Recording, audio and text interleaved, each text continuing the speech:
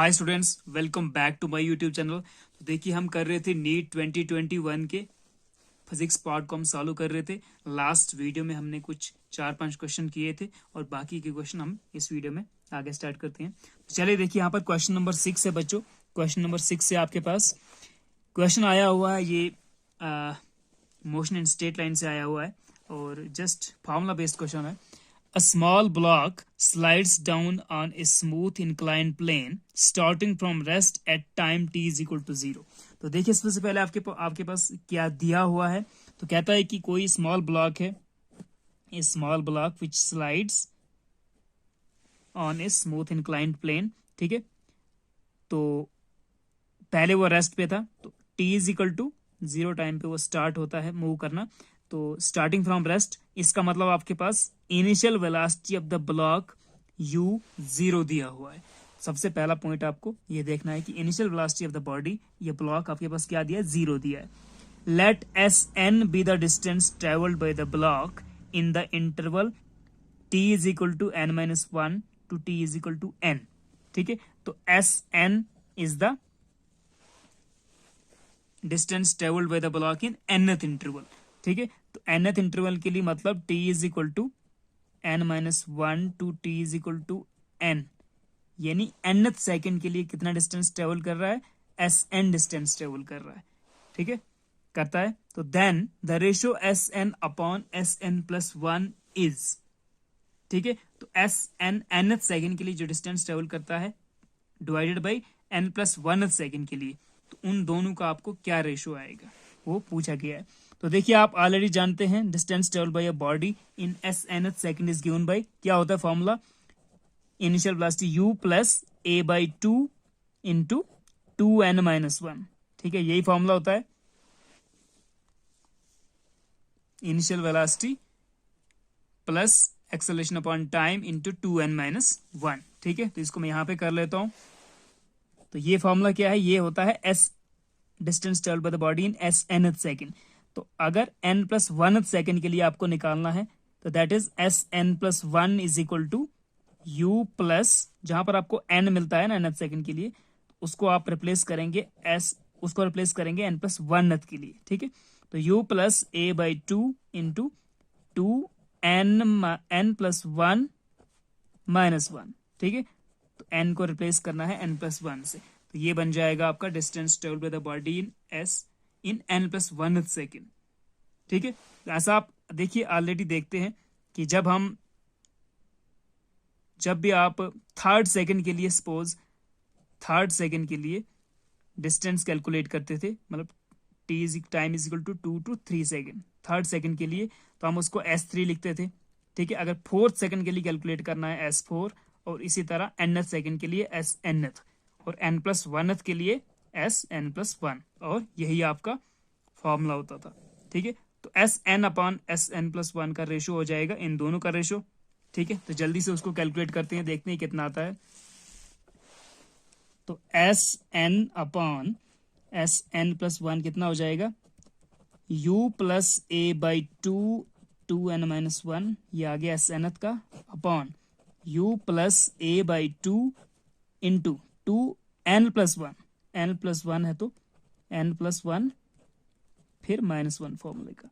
ठीक है, अब देखिए इनिशियल वेलोसिटी क्या दिया हुआ है, इनिशियल वेलोसिटी 0, स्टार्टिंग में ब्लॉक रेस्ट पे था, स्टार्टिंग फ्रॉम रेस्ट, तो ये 0 आ जाएगा यहाँ पे, तो 0 plus a by 2 into 2n-1। Okay, upon फिर से इनिशियल वेलोसिटी 0, तो 0 plus a by 2 into 2n plus 1 minus 1।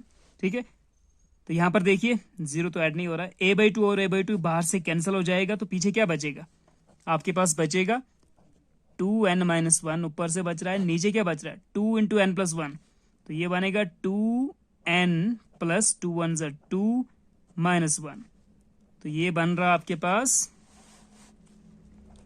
2n-1 upon 2 minus 1 गया तो 1। ठीक है, तो 2n-1 अपॉन 2n, 2 माइनस 1 1। ठीक है, तो 2n प्लस 1। ओके, तो ये है आपका SN/SN+1 का रेशो। ठीक है, ओके। तो कौन सा वाला ओके है? 2n-1/2n+1 जो आपके पास निकला, तो 2n-1/2n+1। ठीक है, तो ये वाला आपको करेक्ट ऑप्शन था। नेक्स्ट क्वेश्चन पे चलते हैं बच्चों। Now we have next question. देखिए क्वेश्चन नंबर 7 है आपके पास।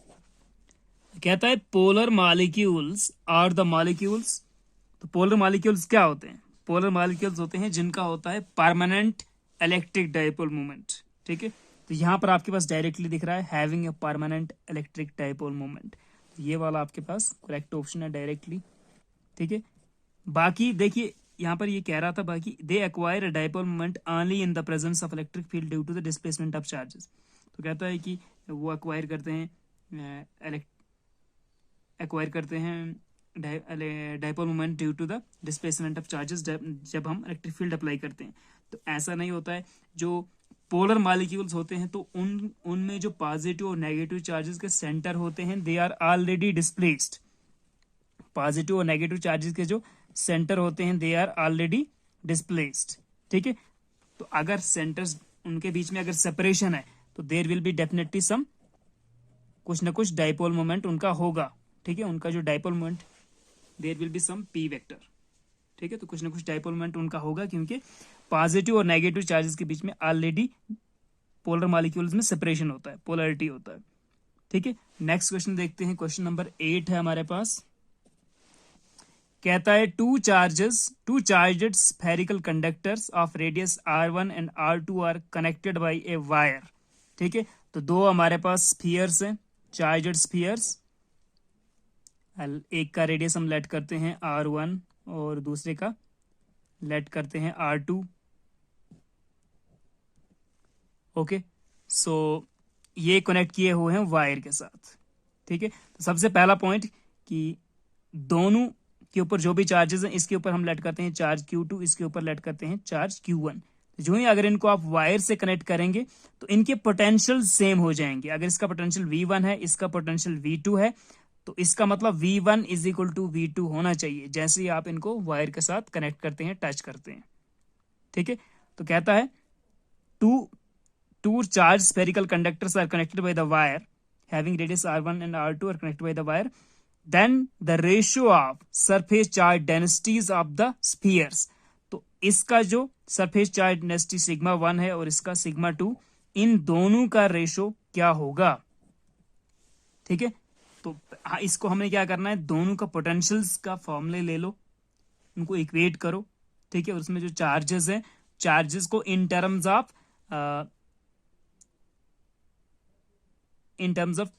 सरफेस चार्ज डेंसिटीज लिखना होगा। ठीक है, तो ताकि आपके पास सिग्मा 1/σ2 आएगा आगे। तो चलिए इसको करते हैं।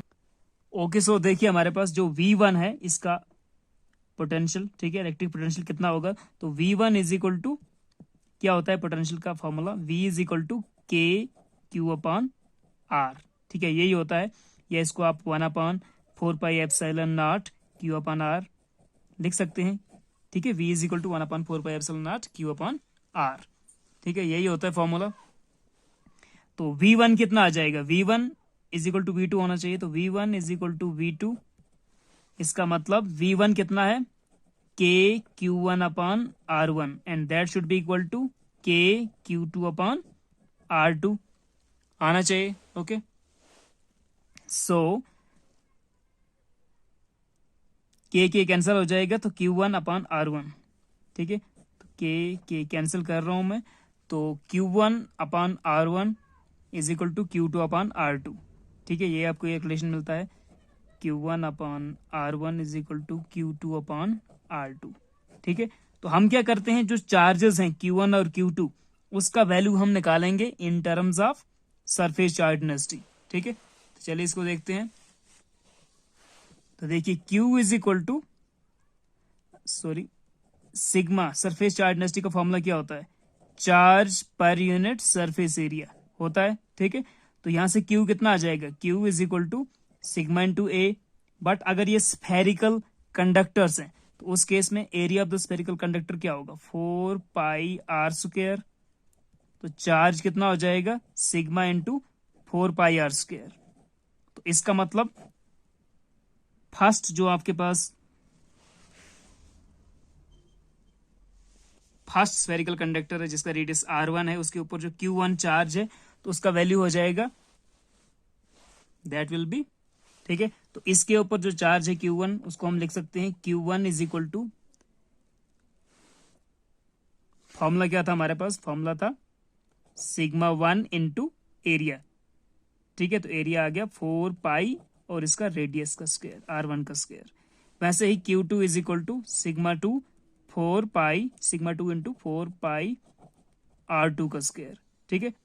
तो जो हमारे पास रिलेशन था q1 upon r1 is equal to q2 upon r2 यहां से आया हुआ था, तो इसके ऊपर q1 अपॉन q2 का वैल्यू पुट करो। तो q1 कितना है सिग्मा 1 इंटू 4 पाई r1 का square upon r1 is equal to q2 कितना है सिग्मा 2 4 पाई r2 का स्क्वायर, ठीक है, r2 का स्क्वायर अपॉन कितना आ जाएगा r2, ठीक है। तो इसके सिंपलीफाई करते हैं, देखिए r1 का और इसका स्क्वायर कट, r2 और इसका स्क्वायर r2 स्क्वायर कट, तो यहाँ पर कितना बचेगा सिग्मा 1 और ये 4 पाई 4 पाई 4 पाई 4 पाई भी कट हो जाएगा। तो sigma 1 into r1 is equal to sigma 2 into r2। तो इसका मतलब सिग्मा 1 बटा sigma 2 is equal to r2 बटा r1, ठीक है। तो ये आपके पास रेसिप्रोकल इनका रेशो आ गया विद रेडियस। तो sigma 1 upon sigma 2 is equal to r2 upon r1। तो देखिए देखते हैं कि r2 अपॉन r1 कहाँ पे है, ठीक है। तो हमारे पास r2 अपॉन r1 आ गया, तो sigma 1 upon sigma 2 is equal to पहला ही ऑप्शन है r2 upon r1, r2 upon r1, हाँ यही वाला है, ठीक है। तो ये था आपके पास ratio of surface charge densities का क्वेश्चन पूछा हुआ था। तो आपको क्या करना था, आपको पोटेंशियल्स पहले इक्वेट करने थे ड्यू टू बिकॉज इनको इन चार्ज स्फीयर्स को वायर से टच कर दिया तो पोटेंशियल सेम हो गया। तो पोटेंशियल का फॉर्मूला लगाओ 1/4 pi epsilon not q upon r, ठीक है। तो एक के ऊपर इसका चार्ज निकालो, दूसरे का भी चार्ज निकालो in terms of surface charge densities, ठीक है। तो sigma is equal to q upon a का फॉर्मूला यूज करके q का वैल्यू फाइंड करना था in terms of surface charge density. q1 इसके लिए भी चार्ज और इसका भी जो दोनों का चार्ज, ठीक है। तो उसके बाद आपके पास सिग्मा 1 अपॉन सिग्मा 2 का रेशो आ जाता, ओके। अब चलते हैं नेक्स्ट क्वेश्चन पे, क्वेश्चन नंबर 9 है हमारे पास। So now we have question number 9। Question number 9 को देखते हैं। Consider the following statements A and B and identify the correct answer, ठीक है। तो बोलता है ए और बी स्टेटमेंट्स को कंसीडर करके देखो कि करेक्ट या इनकरेक्ट कौन से इनमें से, ठीक है। तो जो ऑप्शन दिए हैं 4 कौन सा ठीक बैठता है। पहला कहता है a zener diode is connected in reverse bias when used as voltage regulator, ठीक है। तो ये बिल्कुल ठीक है, जब जेनर डायोड को आप वोल्टेज रेगुलेटर यूज करते हैं, ठीक है, तो हम रिवर्स बायस में उसको कनेक्ट करते हैं, ठीक है। तो Zener diode is connected in reverse bias when used as voltage regulator. तो ये A option is correct. The potential barrier of PN junction lies between 0.1 volt and 0.3 volt. हाँ यहां पर थोड़ा सा मसला देखिए, जो 0.3 वोल्ट अगर आप जो हमारे वेल नोन पीएन जंक्शंस हैं, ठीक है, जो हमारे वेल नोन पीएन जंक्शंस हैं जर्मेनियम और सिलिकॉन केस आप ले सकते हैं। तो जर्मेनियम के लिए जो पोटेंशियल बैरियर का वैल्यू है वो 0.3 होता है, ठीक है, 0.3, और सिलिकॉन के लिए आपके पास होता है 0.7, ठीक है। तो इसने 0.1 to 0.3 बोला है, तो 0.3 to अगर 7 बोलता तो अच्छा होता, फिर दोनों करेक्ट होते। तो ये रॉन्ग है, ठीक है, ये इनकरेक्ट है। तो B is incorrect because germanium का 0.3 और इसका 0.7 होता है, ठीक है। तो A is correct, A is correct, B is incorrect. कोई है A and B are both correct, incorrect, A is correct, B is incorrect, ये वाला। तो A is correct, B is incorrect, ठीक है। तो इसको आपको सर्कल करना था। चलते हैं क्वेश्चन नंबर 10 पे, देखते हैं क्या है। So now students we have question number 10 है। देखिए आपके पास क्या कहता है क्वेश्चन नंबर 10। क्वेश्चन नंबर 10 कह रहा है a cup of coffee cools from 90 degree Celsius to 80 degree Celsius in T minutes. ठीक है, तो चेंज इन टेम्परेचर आपके पास 90 टू 80 यानी 10 डिग्री का चेंज इन टेम्परेचर है टी टाइम में। When the room temperature is 20 degree Celsius, full stop, the time taken by a similar cup of coffee to cool from 80 to 60 degrees Celsius at room temperature same at 20 degrees Celsius is। ठीक है, तो ये question कहां से आया हुआ? ये question बहुत इंपॉर्टेंट टॉपिक है आपका, बल्क प्रॉपर्टीज ऑफ मैटर का last topic, that is Newton's law of cooling. ठीक है, तो ये न्यूटन्स लॉ ऑफ कूलिंग का क्वेश्चन है, न्यूटन्स लॉ ऑफ कूलिंग का क्वेश्चन है। ठीक है, तो आप देखिए न्यूटन्स लॉ ऑफ कूलिंग से क्वेश्चन कभी कभी न्यूमेरिकल आता है या कभी कभी डायरेक्टली फॉर्मूला वो दिखाता है कि which of the following is correct expression for Newton law of cooling, ऐसे भी पूछता है। ठीक है, तो अदरवाइज यूजुअली इसी तरह का चेंज इन टेम्परेचर के ऊपर क्वेश्चन आता है। तो न्यूटन लॉ ऑफ कूलिंग का फॉर्मूला आपको आई थिंक याद होगा, वो हम लिखते हैं delta T upon time, delta T upon T is equal to K times T average minus T surrounding. ठीक है, T is the average temperature, या इसको कभी कभी आपको ऐसे मिलेगा कि delta Q upon T is equal to K into, यहाँ पे आपको मिलेगा Q1 plus Q2 upon 2 minus QS। ठीक है, तो TS का मतलब है temperature of surrounding, T average मतलब 90 प्लस 80 इनका एवरेज निकालेंगे, average temperature, and delta T means change in temperature, कितना चेंज हो रहा है, कितना कूलिंग हो रहा है। ठीक है, तो ये है आपका न्यूटन्स लॉ का एक्सप्रेशन जो हम यहाँ पर यूज करने वाले हैं। ठीक है, दोनों केसेस के लिए। ठीक है, तो फर्स्ट केस में देखते हैं। तो देखिए यहाँ पर डेल्टा टी कितना आ जाएगा, पहले के केस में 90 टू जब 80 कूलिंग हो रहा है तो हमारे पास आ जाएगा डेल्टा टी मीन्स 90 माइनस 80। ठीक है, अपॉन टाइम इसने टी ही रखा हुआ है, इज इक्वल टू के आपको याद रखना है, के क्या है, ये एक पॉजिटिव कांस्टेंट है। ठीक है, पॉजिटिव कांस्टेंट जो which depends upon area and nature of the body. तो यहाँ पर दोनों का क्या है, सेम कप ऑफ कॉफी है। ठीक है, कप ऑफ कॉफी और वही कप ऑफ कॉफी की बात कर रहा है, तो यहाँ पर के का चेंज होने का कोई सवाल नहीं पैदा होता, K is same for both the cases. तो डेल्टा टी निकालेंगे तो 90 minus 80 upon time T is equal to K into T average, तो मतलब 90 प्लस 80 अपॉन 2, तो 90 प्लस 80 कितना होता है, 8 9 17, तो 170 अपॉन 2 यानी 85 आ जाएगा। ठीक है, 85 degree Celsius minus temperature of the surrounding, तो रूम टेम्परेचर इसने कितना बोला है 20 डिग्री सेल्सियस, तो ये सराउंडिंग है तो माइनस 20 डिग्री सेल्सियस। ठीक है, ये पहला इक्वेशन बनने वाला आपके पास। 90 माइनस 80 कितना हो गया 10, तो 10 upon T is equal to K into 85 minus 25 कितना आता है 65। ठीक है, ओके, तो 10 upon T is equal to, इसको हम इक्वेशन 1 दे देते हैं। अब दूसरा केस लेते हैं। दूसरे केस में क्या है, the time taken by the similar cup of coffee to cool from 80 degree to 60 degree Celsius at room temperature same at 20 degree Celsius is. ठीक है, तो टाइम निकालने के लिए बोल रहा है, तो यहां पर क्या इक्वेशन बनेगा आपके पास, यहां पर इक्वेशन बनने वाला है 80 माइनस 60 मीन्स 20 अपॉन टाइम, अभी अब रखेंगे हम टी डैश टाइम। ठीक है, तो is equal to K into average temperature कितना हो गया 80 प्लस 60 140 अपॉन 2 यानी 70 डिग्री सेल्सियस, तो 70 degree minus temperature of surrounding क्या है 20 डिग्री है अभी भी, सेम रूम टेम्परेचर का केस, तो ये बन जाएगा 20 upon T dash is equal to K into 70 minus 20 50 degree Celsius. ठीक है, तो दूसरा इक्वेशन आपके पास ये आएगा। ठीक है, तो this is first equation, this is second equation. हम क्या करेंगे, इन दोनों को इनका रेशो करेंगे ताकि आपके पास टी डैश अपॉन टी मिल जाए, जहां से टी डैश मिल जाएगा हमको, तो इनका रेशो करते हैं हम जल्दी से। ओके, तो कितना आ जाएगा रेशो, 10/t डिवाइडेड बाई ये था 20/t dash is equal to,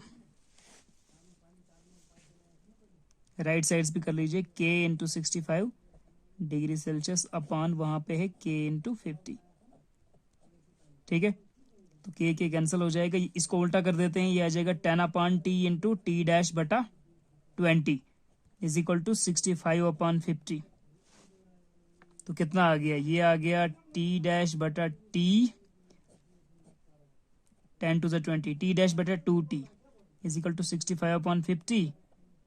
तो अगर मैं, हाँ ठीक है, इसको यहां पर मल्टीप्लाई कर देते हैं, तो it implies t dash is equal to 65/50 into 2t। ये कितना हो जाएगा, t dash is equal to 65 into 2 हो जाएगा 7×2 = 130/50 इंटू टाइम, 0 0 कैंसिल हो रहा है, 13/5t आ रहा है भाई। 13/5t कहीं ऑप्शन है क्या, तो 13/5t, तो ऑप्शन 1 ही आ रहा है फिर से। ठीक है, कुछ देखिए, किसी टेक्स्ट बुकलेट कोड पे तो ए ऑप्शन बहुत करेक्ट है इस पेपर में। ठीक है, 13/5t। आप चलते हैं क्वेश्चन नंबर 11 क्या कहता है। So now we have question number 11 है, देखिए आपके पास कहता है a nucleus with mass number 240 breaks into 2 fragments each of masses 120 the binding energy. ठीक है, तो सबसे पहले क्या हो रहा है, आपके पास एक न्यूक्लियस टूट रहा है। ठीक है, मास नंबर कितना उसका 240। ठीक है, तो 240 टूट रहा है किसमें, 120 और 120 में। ठीक है, दो फ्रेगमेंट्स 120 उनका मास नंबर है। The binding energy per nucleon of unfragmented nuclei is, तो बाइंडिंग एनर्जी ऑफ इसका 240, जब अनफ्रेगमेंटेड न्यूक्लियाई जो था उसका जो बाइंडिंग एनर्जी वो कितना है, 7.6 MeV। ठीक है, तो इसका बाइंडिंग एनर्जी था 7.6 MeV, while that of fragments is 8.5 MeV। तो जो फ्रेगमेंट्स आ रहे हैं उनका क्या है, 8.5 MeV एंड 8.5 MeV। ठीक है, ये दोनों आ रहे हैं। ओके, तो देखिए आप, हमारे पास पूछा क्या हुआ है, तो अनफ्रेगमेंटेड का 7.6 MeV था और इनका फ्रेगमेंटेड का 8.5 MeV और इसका भी 8.5 MeV। The total gain in the binding energy in this process is. ठीक है, देखिए इनका जो बाइंडिंग एनर्जी वो ज्यादा है और इसका कम है, तो बोलता है कितना इंक्रीज हुआ, कितना गेन हुआ बाइंडिंग एनर्जी। तो ये बाइंडिंग एनर्जी जो इसने दिया था, ये दिया था बाइंडिंग एनर्जी पर न्यूक्लियन के हिसाब से। ठीक है, तो यहाँ पर टोटल बाइंडिंग एनर्जी हम निकालेंगे और इन दोनों का भी टोटल निकालेंगे, उसमें से हायर माइनस लोअर में डिफरेंस करेंगे और आपके पास आंसर आ जाएगा। तो चलिए देखते हैं कितना आता है, इसको मल्टीप्लाई कर दीजिए तो कितना आ जाएगा। इसमें टोटल आपके पास 240 न्यूक्लियॉन्स हैं, तो टोटल बाइंडिंग एनर्जी कितना होगा उनका, ये बाइंडिंग एनर्जी पर न्यूक्लियॉन था, तो टोटल निकालना है तो 7.6 इंटू 240 करना होगा। ठीक है, तो उतना होगा टोटल बाइंडिंग एनर्जी। और इस साइड कितना होगा, इस साइड भी 140, जो फ्रेगमेंट्स है इसका 120 है मास नंबर और दूसरे का भी 120 मास नंबर, तो इसका मतलब टोटल मास नंबर इस साइड भी 240 ही है। तो फिर से 240 इंटू इन दोनों का भी 8.5 है। ठीक है, तो इसका मतलब क्या हो गया, तो इसका मतलब राइट साइड 240 इंटू 8.5 से मल्टीप्लाई करेंगे तो राइट साइड इन दोनों प्रोडक्ट्स का बाइंडिंग एनर्जी मिल जाएगा और लेफ्ट साइड 240 इंटू 7.6 करेंगे। ठीक है, तो जो हमारा गेन होगा that will be this minus this. तो हम क्या करते हैं, 240 इंटू 8.5 इसमें से माइनस करेंगे 240 इंटू 7.6। ठीक है, थोड़ा सिंपली जल्दी करने के लिए। ठीक है, तो ये जितना भी आ जाएगा उसमें से ये माइनस करेंगे, तो हम क्या करते हैं, देखिए यहाँ पर भी 240 है, यहाँ पर 240 है, उसको कॉमन कर दीजिए, यहाँ पर बचेगा 8.5 माइनस यहाँ पर बचेगा 7.6। ठीक है, तो 240 इंटू 8.5 में से 7.6 गया तो 15 में से 6 गया 0.9770। ठीक है, तो इसको अगर आप मल्टीप्लाई करते हैं तो 9 0 ज़ा 0, 9 4 ज़ा 36, कितना आएगा? 9 0 ज़ा 0, 9 4 ज़ा 36, 9 2 ज़ा 18 और 36 का 3 21, एक पॉइंट के बाद 0, तो ये 216 आ रहा है भाई। 216 MeV, 216 MeV है कहीं क्या? तो ये आना चाहिए था आपका 216 MeV। ठीक है, तो आपको थोड़ा सा सोचना था यहाँ पे कि अनफ्रेगमेंटेड का जो था बाइंडिंग एनर्जी पर न्यूक्लियन, ठीक है, ये बाइंडिंग एनर्जी पर न्यूक्लियन इसने दिया हुआ था, और इन दोनों का भी बाइंडिंग एनर्जी पर न्यूक्लियन 8.5 था। ठीक है, सो अगर total binding energy left hand side का देखना है तो दैट विल बी 240 न्यूक्लियंस थे इसमें, पूरे जो न्यूक्लियस था ये न्यूक्लियस, तो 240 इंटू 7.6 हर किसी का, तो that comes out to be, जो भी इतना आएगा वो हो जाएगा इतना। एंड इन दोनों का 8.5 इंटू 120, 8.5 इंटू 120 यानी 240 इंटू 8.5। ठीक है, तो this minus this, that is total gain in binding energy 216 MeV। ठीक है, अब चलते हैं नेक्स्ट क्वेश्चन पे, question number 12। So now we have question number 12। देखिए क्वेश्चन नंबर 12 आया हुआ है इलेक्ट्रोमैग्नेटिक वेव्स से, दिख रहा है आपको question, for a plane electromagnetic wave propagating in X direction. तो ये पॉइंट आपको यहाँ पर देखना है कि एक्स डायरेक्शन में अगर वेव प्रोपेगेट कर रहा है, ठीक है, ये दिया हुआ है, which one of the following combination gives the correct possible direction for electric field and magnetic field respectively. तो कौन सा पॉसिबल है, कौन सा इलेक्ट्रिक फील्ड और मैग्नेटिक फील्ड का वैल्यू जो हमें इलेक्ट्रोमैग्नेटिक वेव का जो डायरेक्शन है वो एक्स आ जाएगा। ठीक है, तो देखिए जो डायरेक्शन ऑफ इलेक्ट्रोमैग्नेटिक वेव है काफी अच्छा क्वेश्चन है। Direction of electromagnetic wave is given by S vector is equal to क्या होता है, ई क्रॉस बी। ठीक है, cross product of electric field and magnetic field का, तो वो हमें एस वेक्टर मिल जाता है। ठीक है, तो that gives us direction of electromagnetic wave. ठीक है, अगर इलेक्ट्रिक फील्ड आपका एक्स एक्सिस पे है, वाई एक्सिस पे आपका मैग्नेटिक फील्ड है, तो इन दोनों का जो क्रॉस प्रोडक्ट यानी जेड एक्सिस जो होगा, तो जेड एक्सिस पे आपका इलेक्ट्रोमैग्नेटिक वेव का प्रोपेगेशन होगा। ठीक है, तो propagation of electromagnetic wave is perpendicular to both these electric field and magnetic field. ठीक है, तो यहां से हमें इलेक्ट्रिक फील्ड और मैग्नेटिक फील्ड का वैल्यूज दिया हुआ है, तो हमें चेक करना है इनको क्रॉस प्रोडक्ट करके। ठीक है, तो एक्स एक्सिस यानी ith यूनिट वेक्टर हमारे पास आना चाहिए। तो चलिए पहला वाला लेते हैं हम। ठीक है, तो इसमें इलेक्ट्रिक फील्ड मैग्नेटिक फील्ड, तो आपके पास जो क्रॉस प्रोडक्ट है कैसे निकालते हैं, I unit vector, J unit vector and K unit vector ऐसे करेंगे। यहाँ पर हम इलेक्ट्रिक फील्ड का X component, Yth component and Z component, और फिर मैग्नेटिक फील्ड का एक्स कंपोनेंट, मैग्नेटिक फील्ड का वाई कंपोनेंट, मैग्नेटिक फील्ड का जेड कंपोनेंट। ठीक है, तो ये है हमारे पास डिटरमिनेंट मेथड जो हम यूज करते हैं सॉल्व करने के लिए। ठीक है, क्रॉस प्रोडक्ट निकालने के लिए, तो यहाँ से आप इसको सॉल्व करेंगे तो क्या आ जाएगा, आई unit vector, J unit vector, के यूनिट वेक्टर। चलिए देख, माइनस जे प्लस के, इसको लेते हैं फर्स्ट पार्ट को, माइनस जे यूनिट वेक्टर प्लस के यूनिट वेक्टर। तो माइनस जे प्लस के, तो इसमें ith यूनिट वेक्टर है ही नहीं, उसका कंपोनेंट है नहीं, तो ith कंपोनेंट 0 है, जे के साथ -1 है, के साथ +1 है। अब मैग्नेटिक फील्ड का देखते हैं, माइनस जे माइनस के, तो यहाँ पर भी ith कंपोनेंट 0 है, 0, जेथ कंपोनेंट -1 है, और केथ कंपोनेंट भी -1 है। ठीक है, तो देखते हैं कितना आता है। चलिए इसको सॉल्व करते हैं, आई के अलॉन्ग दिस एंड दिस, तो ये वाला वैल्यू आएगा आपके पास I unit vector into this into this minus this. ठीक है, तो -1 इंटू -1 कितना होता है, +1, माइनस फॉर्मूले का, -1 + 1 -1, माइनस माइनस प्लस, +1 और आ गया, माइनस जे यूनिट वेक्टर इंटू जे, इस जे के अलॉन्ग सॉल्व करो तो जे दिस इंटू दिस, तो -1 इंटू 0 और 0 इंटू 1, तो दोनों केसेस में 0 आ जाएगा। ठीक है, प्लस के यूनिट वेक्टर के लिए भी ऐसा ही होगा, के यूनिट वेक्टर के लिए भी ऐसा ही होगा, यहाँ पर भी 0 आ जाएगा।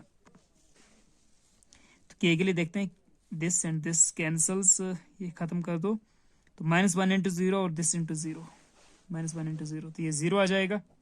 तो आपके पास बचेगा सिर्फ आई वाला माइनर बचेगा, तो 1 इंटू 1 2, 1 इंटू 1 1 + 1 2, ठीक है, तो ये बन गया 2i यूनिट वेक्टर। ठीक है, तो जो आपके पास s वेक्टर आ गया, s vector is equal to 2i unit vector. ठीक है, तो means i is the unit vector across x axis. ठीक है, x डायरेक्शन में आपका इलेक्ट्रोमैग्नेटिक वेव ट्रेवल कर रहा है, तो आपका यूनिट वेक्टर ith आ गया e क्रॉस b करके, s is equal to e cross b। ठीक है, और वो आ रहा है आपके पास x एक्सेस आ रहा है उसका डायरेक्शन। ठीक है, i यूनिट वेक्टर, तो इसका मतलब आपका इलेक्ट्रोमैग्नेटिक वेव x डायरेक्शन में है जब इलेक्ट्रिक फील्ड और मैग्नेटिक फील्ड का ये वाला वैल्यू होगा। ओके, तो जो पहला पार्ट है यही फिर से करेक्ट है। तो मैंने ऑलरेडी देखा, कहा हुआ है कि ये जो टेस्ट बुकलेट जो हमने सिलेक्ट किया था N3, इसमें ज्यादातर काफी क्वेश्चन हमको मिल रहे हैं जिनका ए पार्ट ही करेक्ट है। ठीक है, तो अगर इसमें आपके पास ith डायरेक्शन नहीं मिलता, आपको x डायरेक्शन नहीं मिलता, तो आपको कोई दूसरा सेट करना पड़ता जो आपको x डायरेक्शन यानी ith यूनिट वेक्टर आंसर में दे दे। ठीक है, तो बाकी के टेस्ट बुकलेट्स में हो सकता है उनको दो तीन को चेक करना होगा, फिर उनको मिल गया होगा करेक्ट आंसर। तो इसमें आपको फर्स्ट ही करेक्ट आंसर मिल जाएगा। चलिए आज का लास्ट क्वेश्चन देखते हैं। क्वेश्चन नंबर 13 है यहाँ पर दिया हुआ। देखिए, कहता है the number of photons per second, the number of photons per second on an average emitted by the source of monochromatic light of wavelength 600 nanometer when it delivers the power of 3.3 into 10 power minus 3 watt will be। h का value दिया हुआ है, तो कहता है number of photons निकालना आपको, number of photons per second, और सोर्स ऑफ लाइट जो है आपके पास मोनोक्रोमेटिक लाइट, उसका वेवलेंथ 600 नैनोमीटर दिया हुआ है। तो लैम्डा आपके पास गिवन है, it delivers a power of 3.3 into 10 पर माइनस 3 वाट।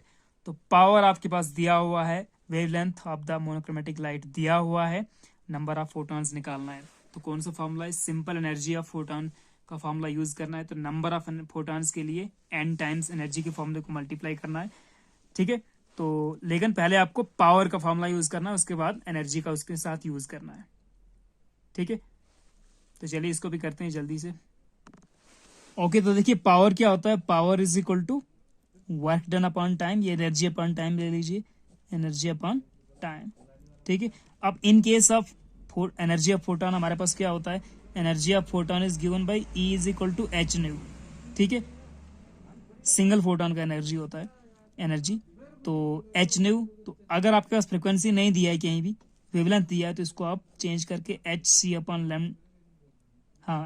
लेमडा कर दीजिए। ठीक है, तो this is the energy of single photon. अगर आपको n नंबर ऑफ फोटॉन्स की बात करनी है तो उनका टोटल एनर्जी लेना है, E is equal to n h nu ले लीजिए।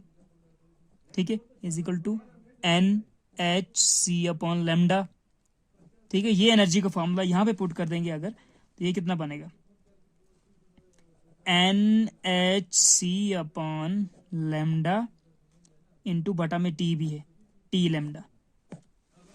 ठीक है, तो यहां से आपको नंबर ऑफ फोटॉन्स n मिल जाएगा। ठीक है, total power of the n photons, ये जितने भी हैं नंबर ऑफ फोटॉन्स तो जो डिलीवर करते हैं, जो इसने पावर का वैल्यू दिया है, तो n मिलेगा आपको यहाँ पे। n इज इक्वल टू क्या हो जाएगा, t into P, t lambda P upon h c. तो यहां से मैं क्या कर रहा हूं, n का वैल्यू निकालता हूं, n is equal to P t lambda upon h c. ठीक है, h का वैल्यू दिया हुआ 6.6। ओके, तो इसमें पुट करते हैं, देखते हैं क्या वैल्यू निकलता है, नंबर ऑफ फोटॉन्स कितना आता है। n is equal to power कितना है, 3.3 into 10 power minus 3, 3.3 into 10 power minus 3 into time कितना दिया है,